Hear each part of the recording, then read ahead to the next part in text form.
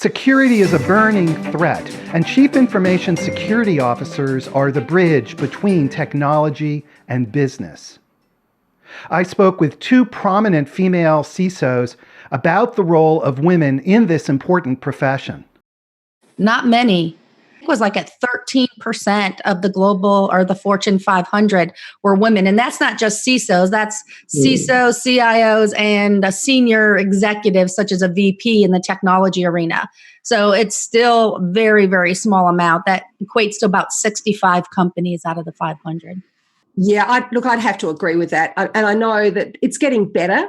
I remember when I first went to a security executive forum 15 years ago, that there were two women. One was me, obviously, and the other one was the speaker. So it was very small. And I know that, I'm really grateful for ISACA as well, who put on a conference here recently where we had a panel of female CISOs, which I was lucky enough to moderate. So we are seeing more, and they're actually really quite active in the space, which is great, and actively promoting the role of a CISO. Yeah, the other piece is that ISACA also has a thing called SheLeadsTech. And I've been really fortunate of being able to get involved with that program. And really what we've been doing is working with women and getting them more involved, not just in technology, but technology leadership roles and how do they get into the technology workforce, and really focusing it on from the younger individual all the way up to people that are willing to make changes in their career. So it's really exciting. Just Joe was saying is that, being able to moderate and focus on some of these women leadership panels have been very worthwhile. Yeah, Tammy, I'm not sure that even you're aware of this, but I'm actually the global lead for SheLeadsTech on the volunteer side. I'm the chair of the Women's Leadership Advisory Council for ISACA, and it has had great success. And what we didn't realise when we began this journey was what it was going to mean to women in different parts of the world as well. In some cases in Africa, I was stunned to realise that we were not only providing a place for women to meet other professionals in the space, but we were also providing a safe space for them to tell some of their stories in pretty harrowing circumstances. So the program has gone beyond what we had imagined. So yeah, like you, I love it. I think it's something great that we can both be a part of, and that we can both promote what we do to other women to try and bring as many as we can into the profession. Yeah, look, you're right. It is a huge question. One of the things that we hear from women, and I've been hearing this for the last few years, is that they feel that there's a lack of mentors, a lack of role models, a lack of showcasing of women's careers. We need to be able to see women, other women doing what we're doing. And I think that's a really important piece of it, is to ensure that we can show that people like Tammy and I have been doing this for a long while, and we've survived, and in fact it's a great career option. It's not an easy career. That's for sure, right? But I think that you have a great point about the mentorship. We really do have a lack of women mentors in the community, and in light of that, is that as the individual contributors or the folks that are looking to move ahead in their career, are really trying to focus on, how do I get that mentor? How do I get that right person to help me get to the next level in my career? Because a lot of what we do every day is by networking. That's how we get to the next level. And, and the other challenge is that, when a lot of women say, well, I don't get paid equally as the men do. And then that's also very common. But it's getting better. I really do believe it's getting better. But we still have a long way to go. People that think that if they get into a cybersecurity type of role, they're going to be working 24 hours a day, 7 days a week, 365 days a year. And as a CISO, yeah, pretty much. That's been my life for a long time. But some of the other roles are more flexible for those that need more flexible work schedule. That's right. And I think that's an important point, is that flexibility of work schedule. I know that in my world, like yours, Tammy, it's been pretty much like that. I came from the electricity sector originally, so that is 24/7, 365 days a year.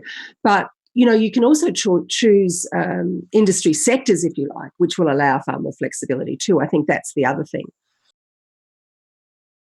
Well, I know that Accenture offers a lot of internship opportunities, and they focus at trying to not just women and not just young girls, but a very diverse work panel of trying to get folks involved and interested in the cybersecurity industry. Most universities even don't even have cybersecurity offerings. And so I recently just had somebody reach out and said that they were going into information technology, but their university didn't offer anything on cyber or anything on security offerings. And where would they get that learning so they can actually start doing things?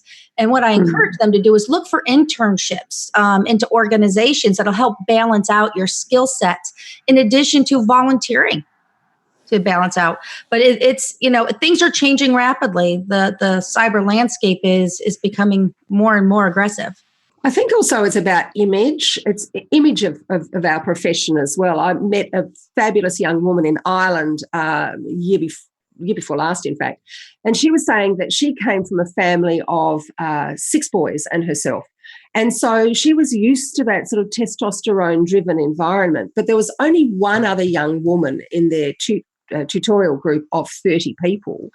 And she came from a family of all girls. And so for her, the testosterone-fueled environment and the hoodies and the, perhaps less showered young men amongst the group really put her off. And so I think we really need to do something about the image as well, to say it's not all like that. That's just university. That's not what our profession is actually like when you get into the hardcore work of it all. So I think we have an image problem and we need to attract young women. We also young women need to see another person in their own image. So they need to see another woman. If they see another young woman, then they'll be in. So I think we need to create opportunities for young women. And I love the idea of internships. I think that's brilliant.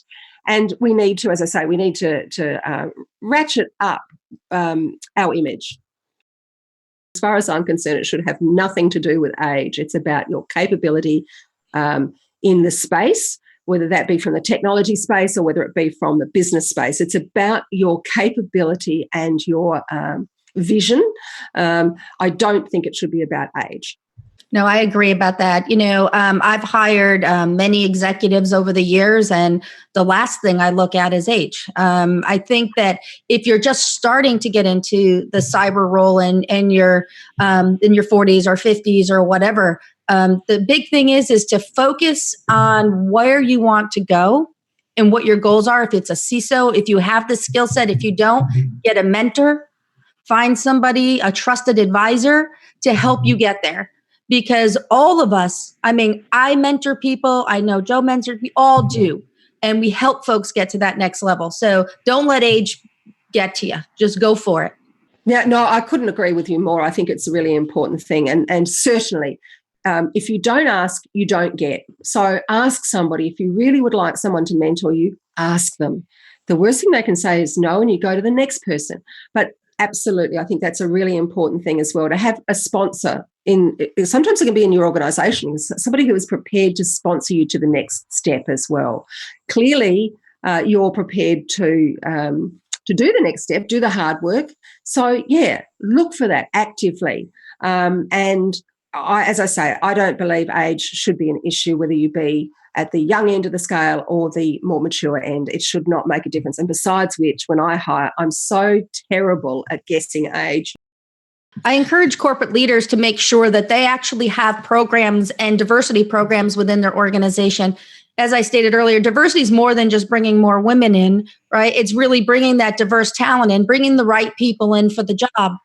But the way that you can bring more women in is, I know at Accenture, I'm involved in the diversity program, and my focus is bringing more women into Accenture. They have a program that's, they have by 2025, they want 50% of the workforce women, and they're well on their way to there. So it's really just making sure your company is focused on it, but also volunteer.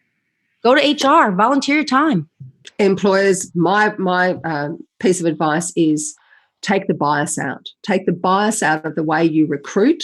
Yep. Make it so as it is. Working arrangements can be flexible to allow people to pick up primary carers, to pick up and drop off kids at school, for instance. That's really important. And that actually is good for men as well who are in that position. But absolutely, take the bias out. Try and interview as many women as men for these roles, and certainly Do it on merit, though. I'm with Tammy on that. You always have to recruit on merit. Just take the bias out of your approach. And make sure you're paying fairly. That's a big thing that human resources and the comp teams need to really understand. It's very important to make sure that the women's salaries are catching up to the men's. And my advice to women on that is, if you're asked what your current salary is, make sure you go in armed with what the salary in the market for that role is. We sometimes do ourselves a disservice by being incredibly honest and saying, oh, I'm making 50K, where in fact the job is worth 80. So, you have to make sure that you go in well armed as well, ladies. Now, please subscribe on YouTube and go to our website and subscribe to the newsletter. It'll keep you up to date with great information and more videos.